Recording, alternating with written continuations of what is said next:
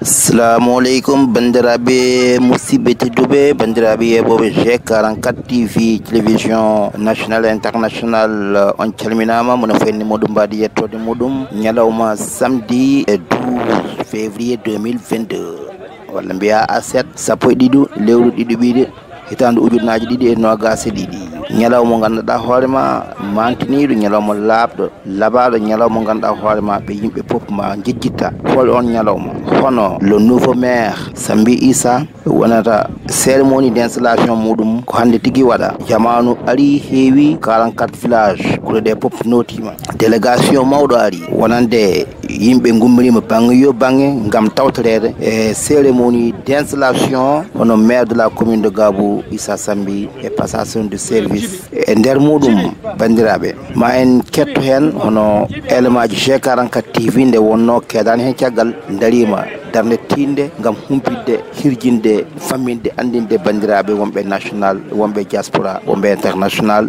no musidɓe tedduɓe e G44 TV koye service développement ɗum noon ma en ketto Mamoudou Diawara e présentation makko kettoɗen hen Diaba Suguna e ɗemgal Sarankulle garten e cérémonie d'installation du maire de la commune de Gabou Issa Sambi et passation de service hakkude makko e le maire sortant noon Mamoudou Diawara bisimilla ma holko ñalawmo hande no wayi wat présenté kalna yimɓe ñalawmo hande no sifori.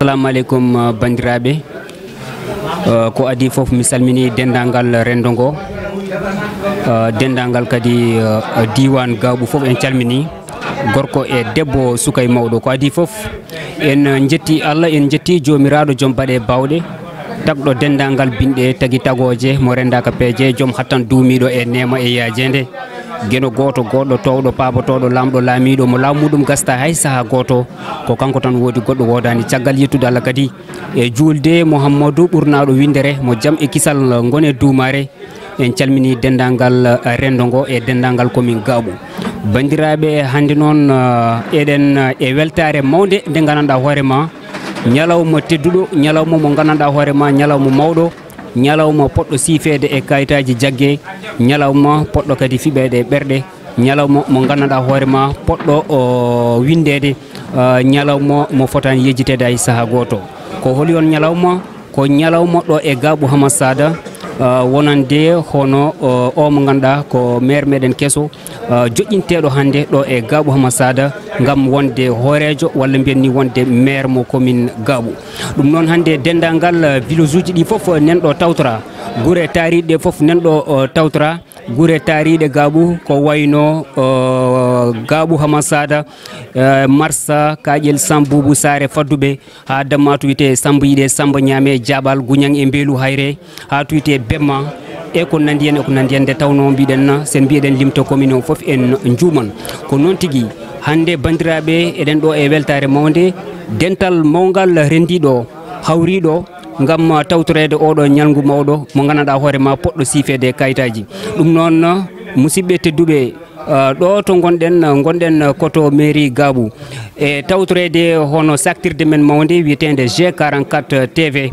bandiraɓe mi salmini on mi juurima mi salmini dendagal kala mo ganduɗa ko ɓinguel commune o to wawi wonde kala gorko debbo suka e mawɗo Allah jarama on jarama. Assalamu alaikum G44 TV Gabou oɗa ha sukkuñi oɗa ha hanta wonati lelendo her kiilingendo her oga kota keɓe hasoke tammo aɗo fillo Allah de lenki ko jumudo khairi kebe goro riti lenki ana makata murondi sakana rakhe murondi ayagani maire kurumbake ogari ata hundenga igari ni ga kaytu no kinni iga place ko ine agam potonti kebe do kebe deberne khado akhinyan do me Diaba Suguna commune ke département ke sur début misen tudi meñi Gabou Marsa Kadiel Sare asukof mantengere Jabal nganati nasuko njumena gecce asud meñere nalli maire ke taxundenga alhamdulillah cige ngalada ona jopati bismillah ona nyamati alhamdulillah khado akhinyan dome Diaba Suguna aga birene khadanga Gabou no khonga Gabou ndande sikundan kondebe G44 TV merci jonde jodama jonde jam jodama tout préfet Bokar Malick Sy e tigui sikki ala kañum secrétaire Daouda Thiam e ganda hoorema le nouveau maire de la commune Issa Sambi et passation cérémonie d'installation et passation de service tigui sikki ala ɗum noon ma en kettono sous-préfet inchallah rabbi. Toutes les excuses, on devait démarrer à 15h. Mais comme vous le savez, on avait programmé pour 2 passations. L'une à Bâle, on a commencé vers 10h, et l'autre ici à Diawara, à Gabou, ce qui explique le retard. Est-ce qu'il y a un marabout à l'intérieur dans la salle? Un marabout?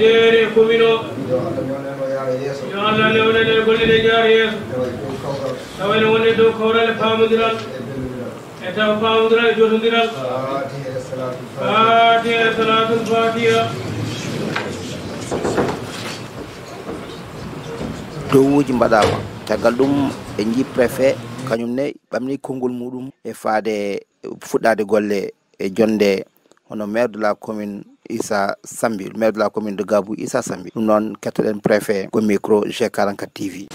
Donc merci mesdames, messieurs. Nous voilà donc réunis pour cette cérémonie d'installation du maire nouvellement élu de la commune de Gabou. Voilà comment va se dérouler la cérémonie. D'abord, tout à l'heure, je vais procéder à son installation. Après quoi, je vais lui remettre la place pour qu'il préside l'opération ou bien le processus d'élection des autres membres du bureau. Ici, dans la commune de Gabou, contrairement à l'année dernière, vous bénéficiez de 3 adjoints au maire. L'année dernière, c'était 2 adjoints au maire. Je voulais d'abord féliciter l'ensemble des conseils nouvellement élus et le maire ici présent, le maire entrant. Les remercier pour la confiance dont ils ont bénéficié de la part des populations, mais également remercier l'ensemble des acteurs politiques de la commune. Vous savez, avant l'élection, depuis le démarrage du processus électoral, autorité administrative comme population, la plupart ou bien tout le monde avait la peur au vent. On s'attendait à des élections mouvementées, à un processus extrêmement mouvementé, mais Dieu dans sa miséricorde et par la grâce également du Tout-Puissant, par également votre compréhension, votre sens élevé des responsabilités, mais également votre patriotisme, votre engagement pour votre commune. Je pense que tout le processus électoral s'est donné dans d'excellentes conditions. Du dépôt des listes au scrutin en passant par la campagne électorale. Quand vous voyez à travers, vous écoutez la radio, la télévision, il y a dans certaines zones, vraiment c'était très tendu. Il y a eu même des bagarres, il y a eu même des batailles rangées. Mais ici, dans la commune de Gabou, et de manière générale, dans l'arrondissement de Moudéry, on touche du bois, on a un processus apaisé, des élections transparentes, je ne peux pas m'exprimer ainsi, mais également paisibles. Donc ça, si on l'a, c'est grâce au comportement des acteurs politiques qui ont fait preuve de patriotisme, mais également preuve de combat et de dépassement. Donc c'est à tout à votre honneur. Donc je tenais à vous remercier pour ça. Oui, eɗen mbawi fuɗɗade natande golle ɗe nde wonno e leeli fuɗɗade nde wonno ko toɓi puɗɗiri mude e mbaalu ɓe gari ɗo kono ko daawe ɗiɗi gonɗe ne wadde oɗo kiiɗa hannde daawal adigal ngal en ƴeewan joƴƴinde maire keso o so gasi nannen e woote maire uji 3 suɓeteɓe ɓe nde wonno hikka en keeɓi caggal maire o avion ngaji 3 ɗum woni ko hesɗi hen ko so ɗum ɓen ni omo yiɗi jarde neɗɗo kala garɗo ɗo conseil kala garɗo ɗo e darde moɗon e yidde moɗon e katantagal moɗon on fof on darimo en mbaɗi woote ɗe no hannirta ni taw ala hen kaɗoje ala hen caɗele en mbaɗi woote ɗe no yaari ni ha feewi ha jirwi o ko ɗum waɗi contrairement e commune aji goɗɗi to hareji mbaɗi dugoji mbaɗi kono enen commune Gaabu ɗo ala ko yiya hen sowona moƴƴere sowona hollude tan enen population e onon dilannoɓe banggue woto ɓe on mbaɗi ɓerde mon hen on kolli ko jaam tan woni e nder commune Gaabu ɗum no yinoɓe inninde ko waɗi fof. Après ça, je voudrais inviter les conseils également. Les élections sont derrière nous. Quand vous êtes élu conseiller, dès l'instant que vous entrez dans ce bâtiment, vous n'êtes plus conseiller d'une coalition ou d'un parti politique. Vous êtes conseiller de l'ensemble de la commune de Gaabu. Excusez-moi parce que je viens de Balo, à chaque fois je prends le nom de Balo. Vous êtes conseiller ou conseiller de la commune de Gaabu. Parce que tout ce qui est égo, tout ce qui est dispute, tout ce qui peut amener des disputes, vous devez les mettre de côté et s'atteler à l'essentiel. L'essentiel, vous le savez comme moi, il y a beaucoup de défis qui vous attendent. Quand vous voyez nos communes, dans l'arrondissement, il y a le problème d'eau qui se pose, dans toutes les communes. Il y a l'enclavement qui est également là, encore d'autres et d'autres. Donc c'est des priorités qui vous attendent, c'est des défis qui vous attendent.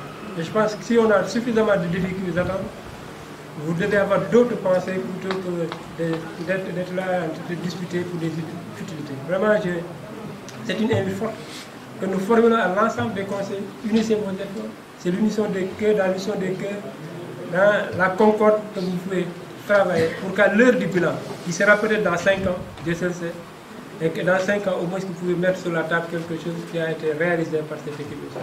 Et nous nous réjouissons également de cette équipe parce qu'à voir certains visages, on sent qu'il y a un rajeunissement peut-être de cette équipe municipale. Puisque la jeunesse étant la force vive, on attend beaucoup de cette jeunesse-là. Si on associe la jeunesse à la sagesse des vies, je pense qu'on peut faire des résultats. Et je pense que c'est ce qu'on a constaté ici. Nous en félicitons et fondons beaucoup d'espoir sur cette équipe municipale.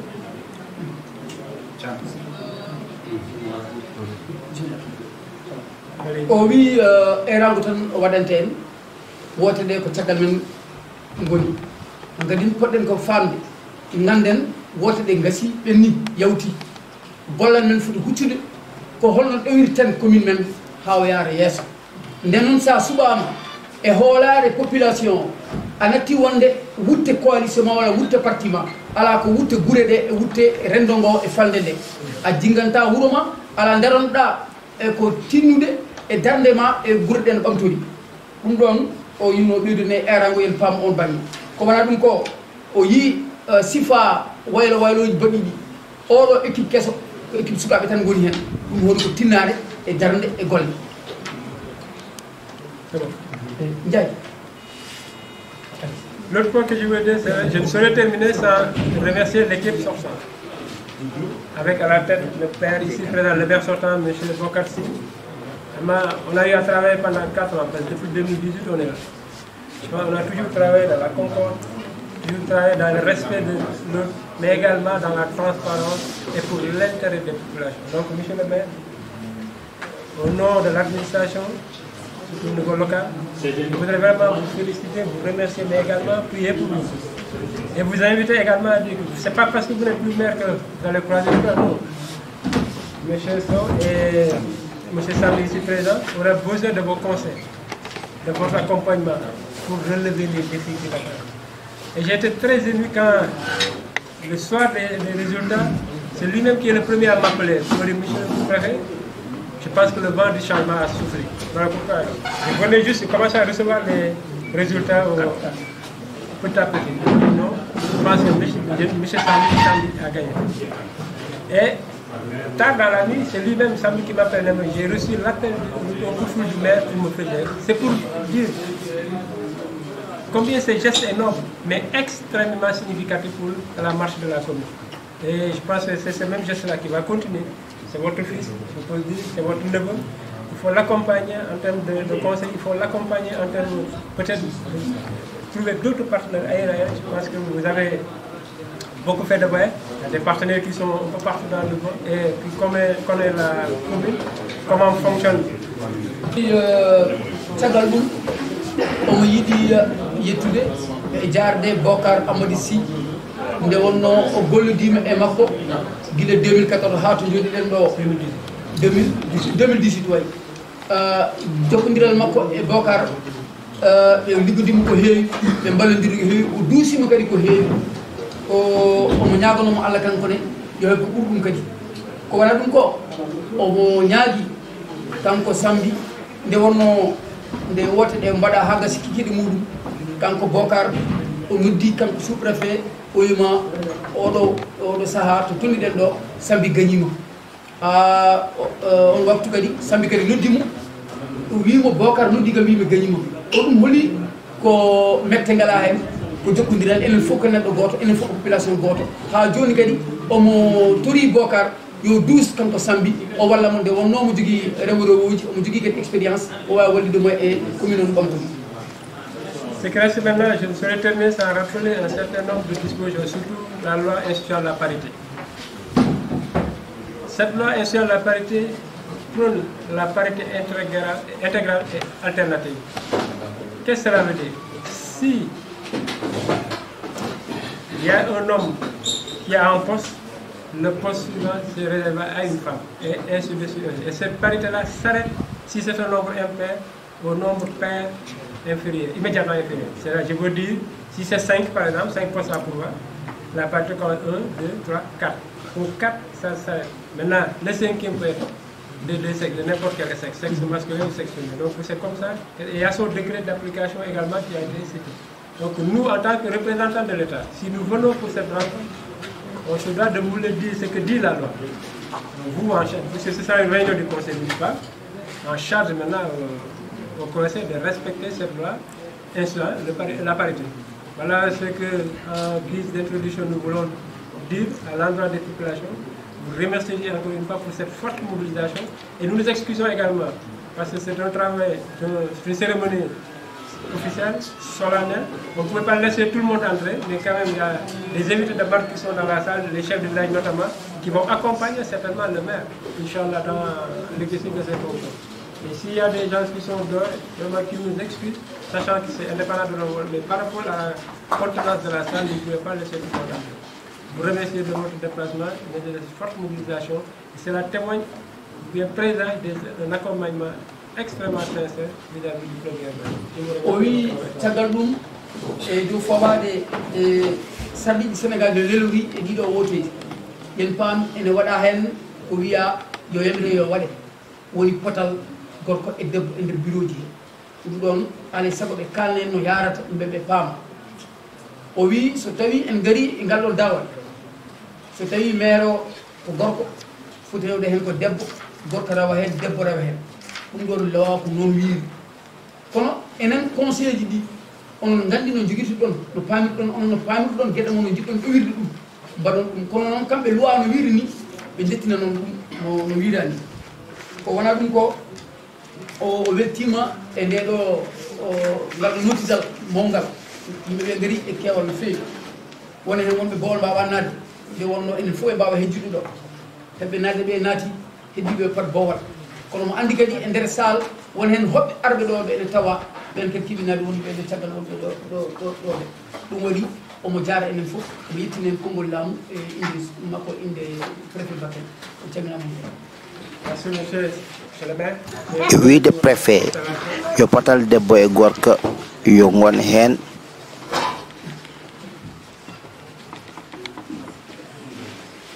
Monsieur Issa Sambi, je parle la loi.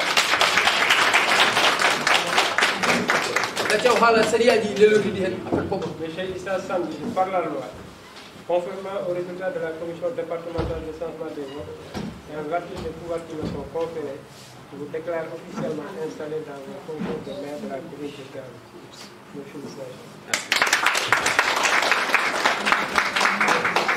préfet kañum ummima ɓami lefol laamugol en fiile hono le maire de la commune, le nouveau maire Issa Sambi o waɗa procédure d'installation. Caggal nde préfet ummi totti jonde nde hono Issa Sambi le maire actuel de la commune de Gabou o waɗa procédé ganduɗa hoorema ko foti haalede ko foti kadi aussi yuɓɓinede woni jonde réunion ngo installation ganduɗa hoorema les membres du bureau ɗum noon ko ɗum tigui woni adjoint premier adjoint deuxiéme adjoint ha ganduɗa troisiéme non hono le maire Issa Sambi tigui jodima e jonde CG jodima e jappere nde e ala ko watte sana be bada procédé ganda ko ma hono wadde e donc on calminama wadde on juurama ñaganama Allah mo jeex wetini bandiraɓe ko weltare tan hande jooɗaɓe ɗo waɗede l'école du maire mi wetini bandiraɓe fof mi calmini kadi le maire sortant bamen Bokar Hamad Sy calmini kadi joom wuuro ha e délégation joom wuuro en fof calmini kadi délégation o fof arɓe ɗo ɓe fof commune o fof salminama e presse o fof e calmini bandiraɓe fof donc kono ɗumɗinam hande ɗum merci ɓe jarama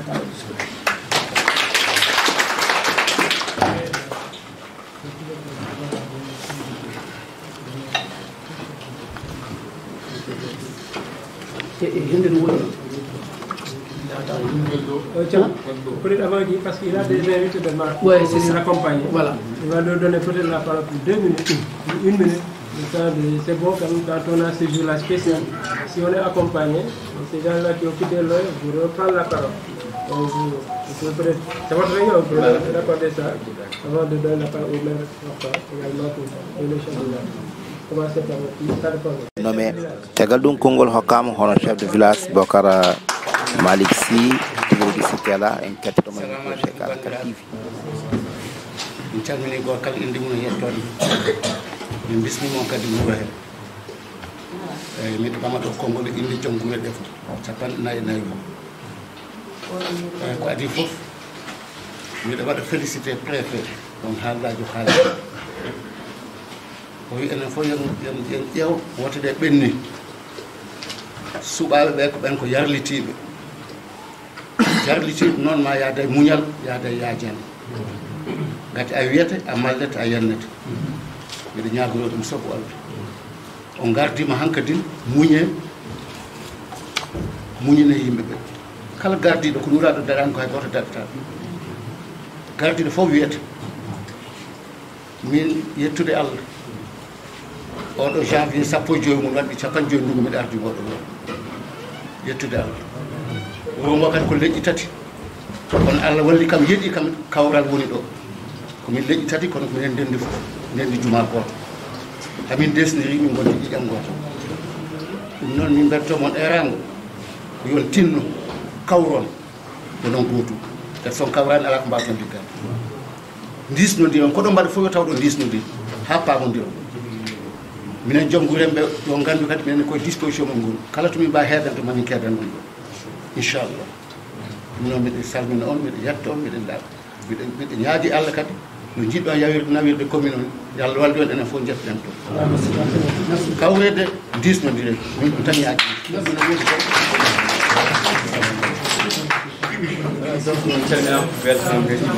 e wonde e yande Bokar Malick Sy tigui sikela hono le maire sortant Bokar Hamad Sy tigui hokka kongol e micro G44 TV nde kañum ne salminta kadi nde ganduɗa hoorema jarata bandiraɓe e rewnoɓe caggal ɓe. Merci beaucoup.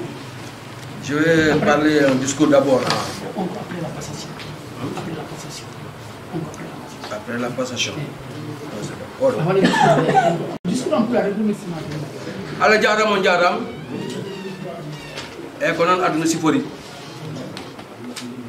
ala ko gasata e aduna laamu ala tan woni gasata fodi fof ne gasa yo non sen gasa aussi ko yo teddugal parce que effectivement ko way ko biyam ko miñam ko fof fait c'est pas la peine parce que min baddi les dernières élections min baddi on me doit dire l'élève est devenu maire. Donc c'est un passage bello quoi. Une yodi.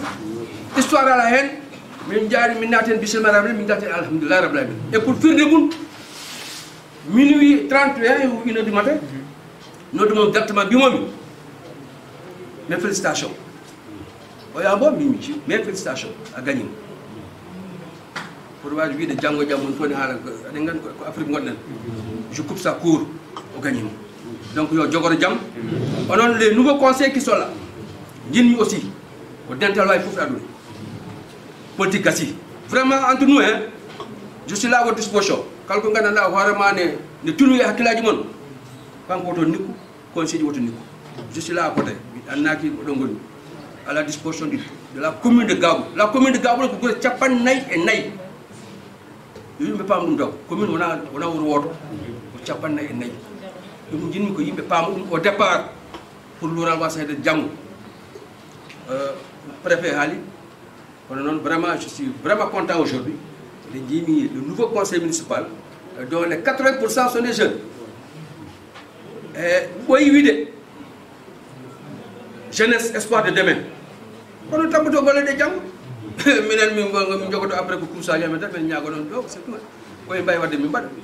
que ça donc vraiment, monsieur Issa Sambi, mes félicitations. Je vous remercie avec la nouvelle équipe. Donc il faudrait savoir gérer, utiliser la bagnole intelligente pour gérer nous autres. Parce que nos Birmanie, on entend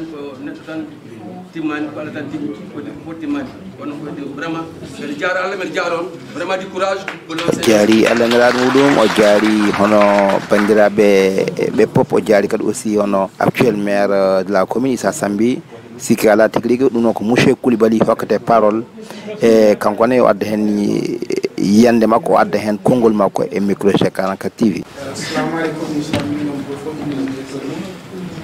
en tout cas ko jiidono joni go ko hunde welde to so tawi maire sortant darino ye e nder élection ngaji waɗi félicité Issa Sambi ɗum ko hunde welde ɗum noon ko commune men rek woni importance o joni kala ko wonno affaire politique ɗum yo redde to yimɓe hanki ɗum ɓuccay liggey kanko keɗɗo joni o Issa Sambi ene ñaaji Allah yo Allah nawru yeeso kala gonɗo e commune he kala gonɗo ɗo e Gabo kala gonɗo ɗo e 44 villages yo daro walla ko puisque kala nde waɗi essuyé ko jeunesse o waɗi essuyé so waɗi essuyé ko 44 villages o fof waɗi essuyé donc enen fof daroɗen kala goto fof to anni ne wawi wallude mo no wayri wallude mo yo daro hen walla ko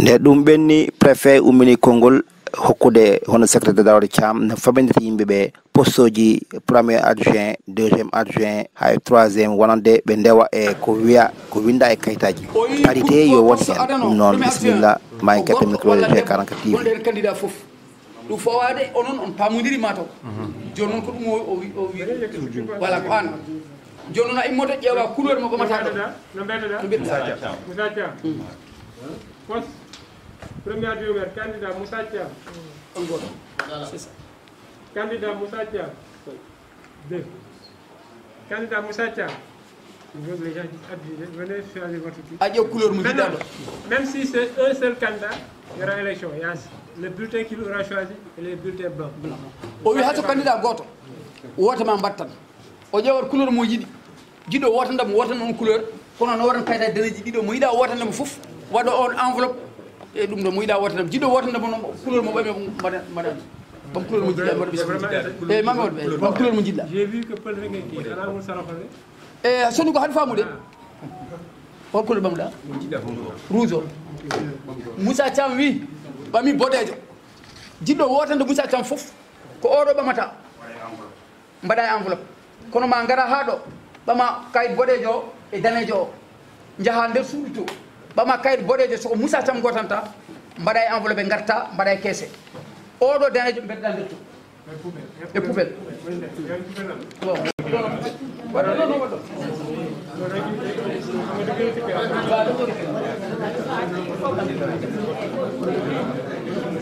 no ko vote candidat ji e adjoint ji woni les adjoints woni adjoint ji ɗi e adjoint premier adjoint deuxième et troisième parité tigui waɗama hen nde sumboji woote mbaɗa wonande ɓeɗo woni adjoint ji ɗi préfet ruttima e konngol muɗum wonande famminde bandiraɓe ɓe mbawɗen gonɗinde ko kanko cuɓi ɗon alay saago ɓaman kayit makko boɗejo o e kayit danejo oɗo e enveloppe goto jewa nder to haali ko Moussa Thiam mbiɗon tenki noon ɗum mbaɗa ɗum e enveloppe ɗi to oto kayit danejo mbeɗa ɗo poubelle he dartira baɗɗo enveloppe kayit boɗejo o mbaɗa e keese oɗo waɗama dow ɗo joni mbaɗama ke hono gotinden ñande ni tan uddite mbaɗa hen taw enveloppe a kolata ɗum a nana nder to hono ndenten on paami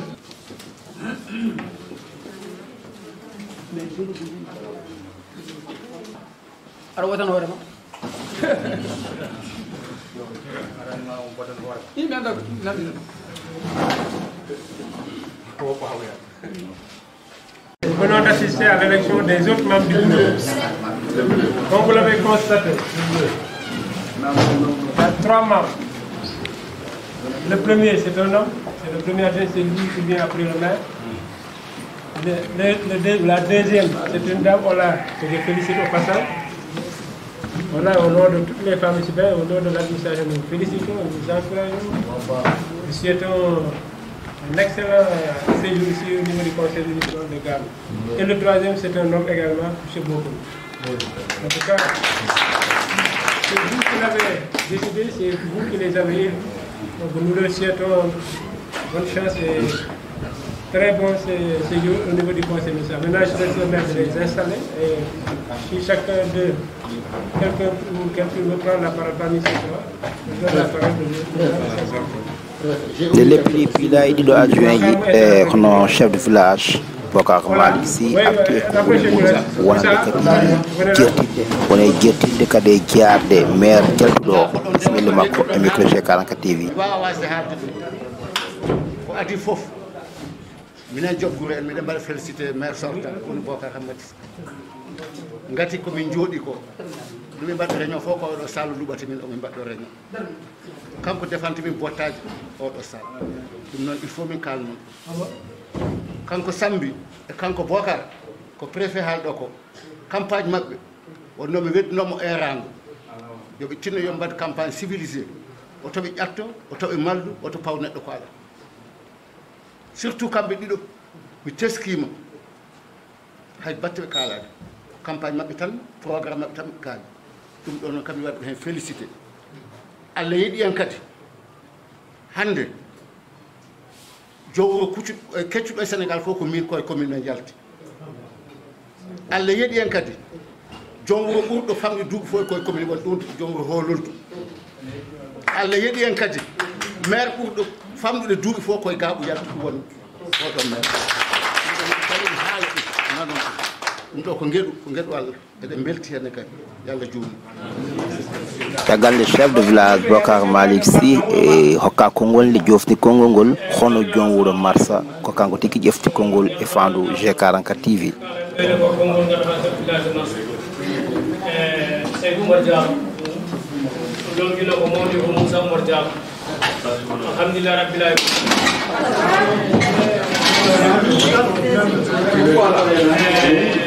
alhamdulillah rabbil alamin en jetti Allah e nelaɗo dendagal garɗo e fof ko ganduɗa hoɓaɗo joom wuro salmini alhamdulillah rabbil alamin Allah en jettiri ɗum Allah e nelaɗo ko ardi fof ganduma alhamdulillah rabbil alamin monsieur le préfet min calmini min juurimama min jaganimama Allah moƴƴere nde won noon alhamdulillah rabbil alamin Allah dendagal ganduɗa hoore maɗa commune aji ɗi fof ganduma ka woni moom ɗum noon somin jiima ɗo min belto min calminima min juurimama en jetti Allah e nelaɗo muɗum e alhamdulillah rabbil alamin Bocar Malick Sy mawɗo meɗen dariɗo ɗo e no wini ko noon par ce que nde o haali joni mbimi ka ƴatti wufram nde won noon alhamdulillah rabbil alamin ala ganduɗa hoorema kala ganduɗo joom wuuro gonɗo ganduɗa dendagal ganduɗa e diwan he ko kanko woni mawɗo enen ñaagui Allah yo juude en mbaɗi en ñaagui Allah yo jogoro jaam e alhamdulillah rabbil alamin ala ngel ɗo ɓinguel men e Bocar Sy made alhamdulillah mo haaliɗo joni o wi ko ɓiyi ko miñi ko wallahi ko ɓiyi ko miñi ko sibi alhamdulillah rabbil alamin Allah e mo ganduɗa hooremaɗo daabi ganduɗa hoorema woni tokoso bammaɓe daabi Sambi woni tokoso bammaɓe ko on fota wonde guiɗi en jettiri ɗum Allah ha hande noon amin kalfini Allah e nelaɗo mum amin kalfini on cukalel ngel nde won noon golle ɗe nde puɗɗama ha alhamdulillah rabbil alamin puɗɗi bisimillahi ha timminirɗe nde alhamdulillah rabbil alamin Allah en dañi hayne dafet ko woni ɗum en jettiri ɗum Allah e nelaɗo muɗum sukaɓe dogata ko dogu sukaɓe ɓe mbaɗi mouvement ji maɓɓe mbaɗi gueɗe maɓɓe fof kono alhamdulillah rabbil alamin en keɓani hen askida waɗama jaam cellal e alhamdulillah rabbil alamin gatiri e jaam cellal pamon noon joni ganduɗa alhamdulillah rabbil alamin e joni ganduɗa politique gasi joni campagne gasi heddi ganduɗa kem ɓiɓɓi yumma nde wonno kem goñi ɓiɓɓi yumma gonɗoɗen e commune aji ɗi fof e commune o fof e dendagal ganndama marché Gabou e o ganduɗa hono ko ɓiɓɓe yumma guila ganndama ganni guinidi ɓiɗɗo juuldi mayɗo e alhamdulillah rabbil kumdi dewle hande noon ke ganndama ken neɗɗo goto joni noon ha hande eɓe ganduɗa hoɗma kala ko pasno hen eɓe guila perguite nde wonno neɗɗo sene weltina ala ko haalata wasata ko haala hen nana taw ganndama weltaki wasata ko haala hen e ko golla hen jiiya tawa weltaki kala ko gollano hen ko weltaki wela yimɓeɓe kala ko haalano hen ko wela yimɓe kadi jarroɗen jaafoɗen eɓe ganndama kadi ndendi golle ɗe ha hande min kalfino Allah ne min kalfino cukalel ngel eɓe ganndama jokken golle nde won noon préfet haali joni o wi wonde ganndama alhamdulillah ganndama maire eɓe ganndama Bocar joni alhamdulillah ɓe ganndama ene jogui connaissance ji foof ene jogui ganndama possibilité ji foof ha hande ganndama e Bocar si amin kalfinama Allah ene ma kalfima ganndama ɓiye amin kalfinama Allah ene ma kalfima ɓiye amin kalfinama Allah ene ma kalfima ganndama cukalel ngel ewa ndenden gollen sen golli tan ganndama kadi tinata gollen yo Allah won ballo assalamu aleykum ɗum ɓenni préfet ɓamti konngol muɗum e faade programme o no yaari ni déroulement o no yaari ni ɗum noon ma en kettoma e famde 44. On est de l'autre côté pour la cérémonie, pour la passation entre le maire sortant et le maire entrant. Comme vous le savez, quand vous sortez, il y a un patrimoine que vous laissez, il y a des dossiers que vous laissez, etc. Il faut des connaissances, il passer ces dossiers-là au maire. On ne pouvait pas le faire avec le grand public. Il a pris connaissance de certains dossiers, et avec le temps, certainement qu'il aura fini de faire connaître avec tous ces dossiers. Et il a la chance, 2 ans, la première, le maire sortant est d'ici. À chaque fois, il a réitéré ça dans son discours. À chaque fois qu'il aura besoin de lui, il est dans les discours, soit de venir le voir, soit de rencontrer. Donc là, c'est une chance. Donc, il a trouvé un agent administratif qui a duré, il connaît beaucoup les dossiers également. Moi, je peux vous en dire beaucoup. Parce que même quand vous voyez l'organisation, ça a été une excellente réussite. Donc, qui pourra l'accompagner pour la connaissance de l'ensemble de ces dossiers. En tout cas, c'est des dossiers rassurants. Il y a des réalisations qui ont été faites. Il y a également quelque chose qui est sur place. Du point de vue financier comme du point de vue matériel. Donc nous félicitons M. le maire encore une fois. Ça confirme ce que les propos de départ préliminaires. L'excellent travail que vous avez fait. Et nous vous invitons, nous vous demandons également à accompagner comme son papa, son chef de village l'a compris, de l'accompagner pour qu'il puisse réussir sa mission. Voilà ce que nous voulons dire, M. Thiam. Grande installation, voilà. Hono Thiam secrétaire à la passation de service procédure et carton technique et mieux fendu chez 44 le procédure de passation de service du 12 février 2022 pour déclaration. Ce jour samedi de l'an 2022 et le 12 du mois de février à 18h47 a eu lieu au siège de la mairie de Gabou la passation de service entre M. Bocar Amadissi, maire sortant, et M. Issa Sambi, nouveau maire de la commune de Gabou, élu le 23 janvier 2020. L'objet de cette séance de travail a pour but de porter à la connaissance du maire entrant la situation de la commune au plan administratif, financier, matériel et autres. M. Issa Sambi, maire entrant de la commune de Gabou, déclare avoir pris connaissance de la situation et reconnaît ce qui suit. Au plan administratif, une présentation et un inventaire des dossiers administratifs, voire procès-verbal de passation. Ça va être fait. Au plan matériel, un listing exhaustif du matériel, voire procès-verbal de passation.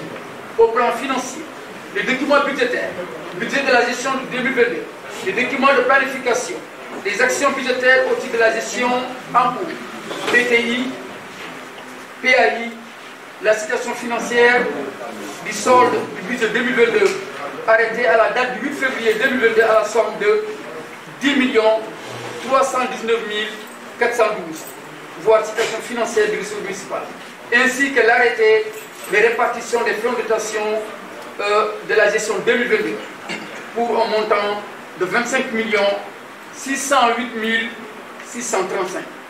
De tout ce qui précède, nous déclarons que la passation de services entre les deux parties s'est déroulée normalement et n'appelle aucun commentaire particulier.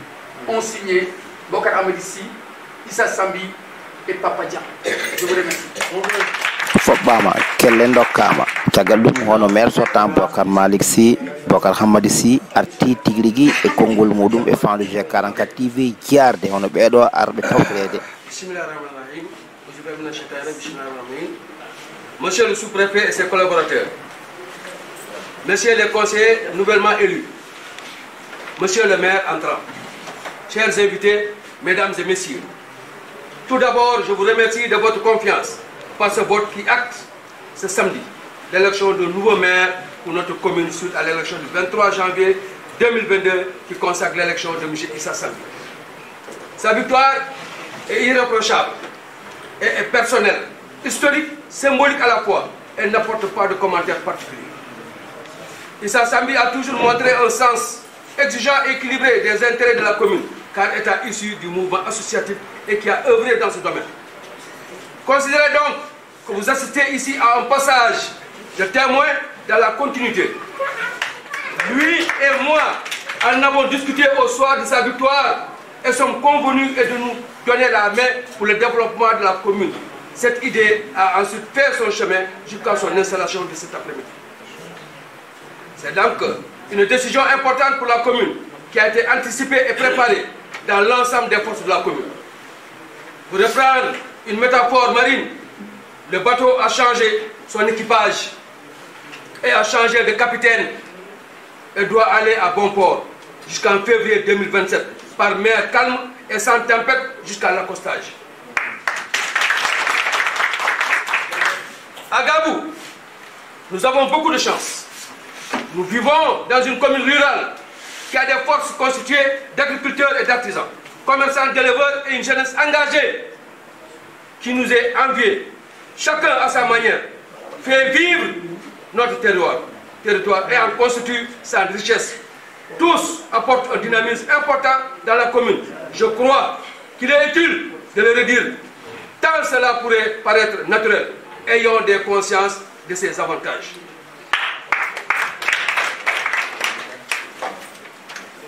Tout cela, nous le devons également à nos autorités et les partenaires de développement qui nous accompagnent en cadre quotidiennement. J'ai confiance dans le futur avec cette nouvelle équipe, constituée de jeunes et dirigée par un maire jeune, que la commune sera inscrite dans les rangs de l'émergence. Pour arriver à cela, nous devrons conserver un œil vigilant sur le nombre de projets réalisés et dans les projets à venir que j'ai besoin de lister lors de la passation de service de tout à l'heure. Voilà, mesdames et messieurs, les conseillers, ce que je souhaitais vous dire en soulignant toutefois que nous sommes heureux et satisfaits de l'élection de M. Issa Sambi. Je voudrais également dire que la collaboration entre nous et de l'ensemble de la nouvelle équipe vous est assurée. Si vous le souhaitez, vous avez aussi la chance d'avoir une équipe jeune, compétente, dynamique, réactive, que le bon vent vous accompagne et que Allah éclaire votre chemin. Merci de votre attention et un verre de l'amitié vous attend à la maison. Que Dieu nous bénisse.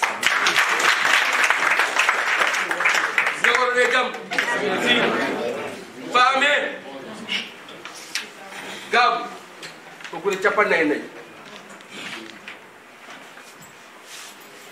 je gagne, on gagne, pour commune Gab gagne. Et sur les cabines, on a eu des médailles et non. Je me dis à la Yémam, quand je me dis à Gongo, il y a des bocaux à ici. Ah, mais moi, je me dis ñaagi na la non ko do mun ko ngati la kila jimo wono non do en ko buri chapanna e nayi wona gabu tan wona sama kontay wona sira kalib wona sira demboy ko buri chapanna e nayi ya il faut yimbe ko jeel koy mu ne vraiment ko dum ñaagi mi Allah e so ko Allah so Allah jabina kay me de disposition mon kal ko ñi don jaade ne do teddungal surtout respect. Merci beaucoup. Et garde sous-préfet. Tchagalum Menketo, le maire actuel de la commune de Gabou, on est Issa Sambi, défendu chez 44. Madame le chef de CADF, mesdames et messieurs les conseillers, mon cher ami Aaron Dagnon, chers invités, c'est avec une joie immense qui m'anime cet après-midi pour mon installation en tant que nouveau maire de la commune de Gabou, suite à mon élection au soir du 23 janvier 2022. Je voudrais à ce titre remercier toute la population pour avoir voté dans l'union des cœurs et porté leur choix sur ma liste en m'élisant par la même occasion maire au suffrage universel direct conformément aux dispositions du code électoral pour diriger la destinée de la commune. Permettez-moi, avant d'aller plus loin, de remercier tous les candidats qui ont compétit à ces élections municipales et qu'ils sachent dorénavant et déjà qu'ils seront mes premiers conseillers sur lesquels je compte pour le développement de notre chère commune. Remercier particulièrement le maire sortant, Bokar Hamadissi, pour tout le service rendu à la commune tout au long de son mandat et manifeste auprès de lui tout mon intérêt pour une franche collaboration dans l'exercice de ma fonction. Qu'il soit rassuré, je ne regarderai pas dans le rétroviseur.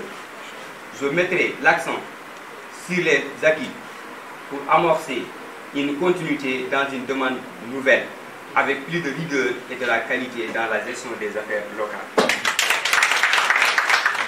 À ce titre, j'affirme que j'ai une mission, un objectif, une vision et des principes qui seront pour moi un miroir, un tableau de bord qui me guideront pour mener la commune vers le lendemain meilleur. Pour cela, je me mettrai au service exclusif de la population dans une demande participative et inclusive pour apporter toutes les solutions aux doléances posées par les populations. Pour réussir finalement cette épreuve, je compterai sur le nouveau bureau élu et d'autres compétences d'ici et d'ailleurs pour amorcer un développement harmonieux de notre commune. En définitive, j'exhorte la nouvelle équipe ainsi installée à plus de volonté et montrer aux populations qui sont investies pour nous élire ne sont pas trompées dans leur choix et chacun d'entre nous doit poursuivre son engagement auprès de la commune. De ma part, il n'est nullement besoin de rappeler que je compte exercer cette fonction de maire avec une nouvelle méthode de gestion adossée sur une vision et des principes qui s'articulent autour de transparence et équité et bonne gouvernance. Organisation et méthode de gestion, implication de la diaspora, suivi des demandes sociales. Pour être au rendez-vous de nos engagements, je réitère l'accompagnement et le soutien du sous-préfet et ses collaborateurs. Je lui demande de transmettre mes vœux au président de la République et son gouvernement. Avant de clôturer, je remercie aussi le président de ma coalition, Ande Ligue Sounougo, Mamoud Salil Sow de Kolda, qui est dans la mouvance présidentielle. Pour mon mot de clôture, je voudrais me présenter mon ami et frère Aruna Dagnogo, qui m'a soutenu et accompagné durant tout le processus électoral et je le suis très reconnaissant.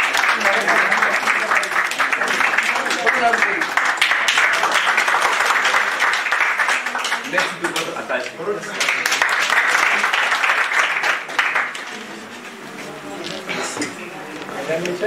C'est sur cette note-là que l'on fait.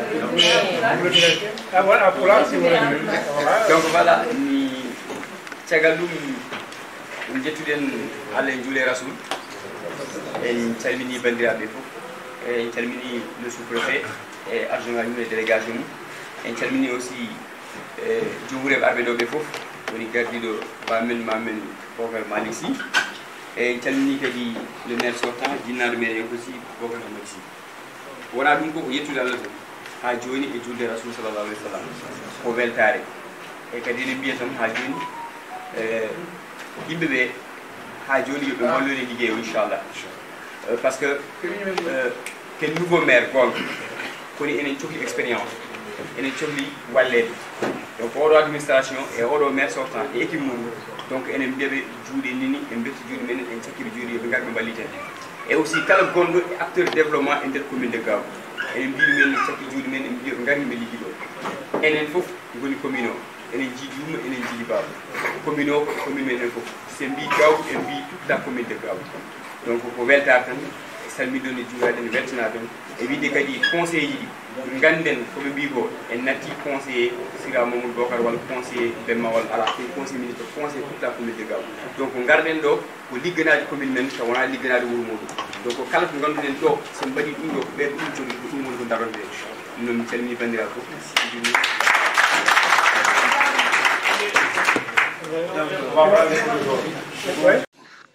Le maire actuel hokki discours muɗum e fande ɓesguji commune Gabou e ko taari ɗum non siki ala hono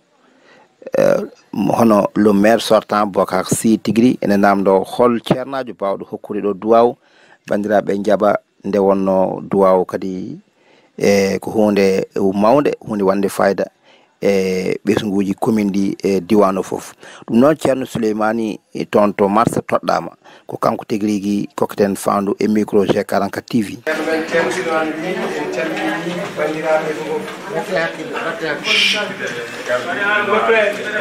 o wi tuggude e sous préfet e ardiɓe men ha woɓe ɗo ɓe fof o wi gandu ɗum ɗo ko yettore Allah mawde no feewi o wi en ƴeew guila jooɗiɗen ɗo o wi kala ko golla hen koye deyre golla dugo ala jennoje ngala eɗen golliri ɗum kadi e nder l'islam golliri ɗumen o wi kala ɓuren en yodde o wi gardiɗo men garɗo o kanko sous préfet o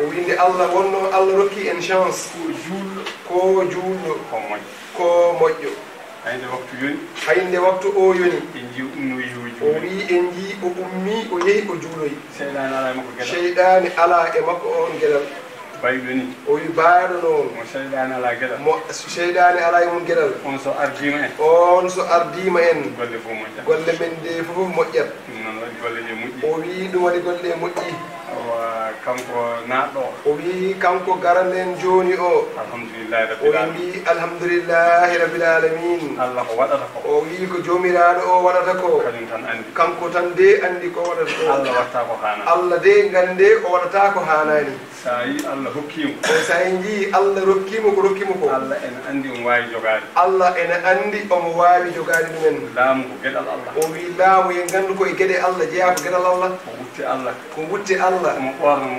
ɓorna mo wela e nde o wela o wi ko noon de o wiiri o wi enen fof yen ndendu ndoɗen yo jogoro ɗum jamamin o wi konnguli ɗi o haali ɗo ɗi o wi ɗi mbeɗi heɗade o wi yo Allah tabitin ɗum amin o wi en gandu de jikki en jorto moƴƴo ene joga omo jogui haqqille mum omo jogui faama muya mum omo jogui ndenka munne kadi o wi e nder ɗum ɗo fof noon o wi ko ñaagui julɓe fof ko duwaw tan o wi yen gandu ko duwaw o wawi ɗowde golle ɗe o wi enen fof yen ndendu ñaagoɗen jomiraɗo ko haali ɗo ko min meno so ɓurani fof wata fof de ɓurmo amin sen mbaɗi noon tan o wi sen mbaɗiri noon tan ma Allah moƴƴinanen gueɗe ma jomiraɗo moƴƴinanen gueɗe men fof enen fof ndenden o wi enen fof yen ndendu mbaɗen fatiha e salatul fatiha o wi yo Allah ren en renanen dinaji men yo Allah tambonen golle o wi yo Allah tambonen golle ɗe amin o wi enen fof ndenden cakken juuɗe men nduwoɗen sen duwima Allah jabana sen duwini kadi inchallah ma Allah jabanen bismillah fatiha e salatul fatiha ceerno Souleymane fandu G44 TV wajima jertinima kadi andi golle ko golle Allah kala ko Allah waɗi tawa ene hani ko Allah waɗi foof ɗum ɓuuri hande en ko Allah waɗi foof ɗum ɓuuri woni moƴƴere kala ko Allah waɗi kadi aussi yimɓe jettu Allah jabra e golle Allah ɗe ɗum noon o sakkiti duwa اللهم اغفر لنا من خشيتك ما تحول بيننا وبين معصيتك ومن طاعتك ما تبلغنا به جنتك رحمتك ومن اليقين ما تحول بها لنا مصائب الدنيا اللهم متنا بأسمائنا وأبصارنا وقواتنا ما أحييتنا واجعل الوارث منا واجعل ثارنا على من ظلمنا وانصرنا على من آذانا ولا تجعل مصيبتنا في ديننا ولا تجعل الدنيا أكبر همنا ولا مبلغ علمنا ولا تسلط علينا من لا يرحمنا برحمتك يا عزيز يا غفار يا رب العالمين حقي اللهم صل على سيدنا محمد الفاتح لما أولك والخاتم لما سبق ناصر الحق بالحق والهادي إلى صراطك المستقيم وعلى آله حق قدره ومقداره العظيم إن الله وملائكته يصلون على النبي يا أيها الذين آمنوا صلوا عليه وسلموا تسليما صلى الله تعالى عليه وعلى آله وصحبه وسلم تسليما سبحان ربك رب العزة عما يصفون وسلام على المرسلين والحمد لله. Le nouveau maire actuel ene jaara bandiraɓe fof maire sortant aussi tigi rigui heeɗani e caggal nde jarde population ɓesguji commune Gabou ɗum noon G44 TV ha hande ne jokki golle e nder Gabou commune et départemental régional national et international ma en kucci e les coulisses du couloir ganduɗa hoorema interviews e wonen élément ji ha e ganduɗa hoorema e candidat ha e ganduɗa hoorema maire actuel konngol muɗum e ganduɗa hoorema les adjoints waɗaɓe nommé mo fof weddo hen konngol muɗum Daouda Abdoulaye Fofana Mamoudou Diawara Kalidou Diallo kañum e Diaba Sukuna et présent aussi de Didier Kane bandiraɓe joni joni si jano ñaawi les coulisses